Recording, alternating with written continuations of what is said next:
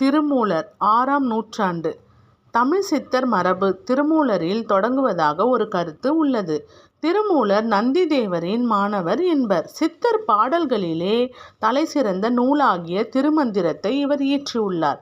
இவர் வாழ்க்கையின் பல்வேறு நிலைகளையும் கண்டு தெளிந்த சான்றோராவார். மேலும் நாயன்மார்களுள் காலத்தால் மிகவும் முந்தியவர் இவர்.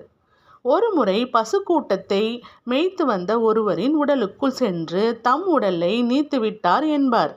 இவர் திருமூல நாயனார் என்றும் சிவயோகத்தில் அமர்ந்த யோகி என்றும் அழைக்க பெற்றார். இவர் இயற்றிய திருமந்திரம் 3000 பாடல்களை கொண்டது. 9 தந்திரங்களாக இது பகுக்கப்பட்டுள்ளது.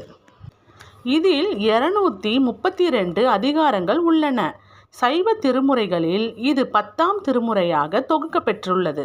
மேலும் தமிழின் முதல் மந்திர நூலாக பிற்கால சைவ சித்தாந்த நூல்களுக்கு தேவராகவும் இது விளங்குகின்றது. உள்ளம் பெருங்கோவில், ஊனுடம்பு ஆலயம் என்றும், ஒன்றே குலம், ஒருவனே தேவன் என்றும், நான் பெற்ற இன்பம் பெருக இவ்வையகம் என்றும் இவர் கூறியுள்ளார்.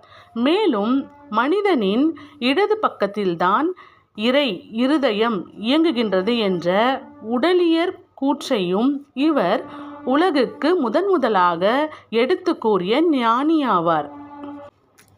கூடு விட்டு கூடு பாயும் மந்திரத்தின் மூலம் உலகில் 3000 ஆண்டுகள் வாழ்ந்தவர் என்றும் திருமூலரை கூறுவர். நன்றி, வணக்கம்.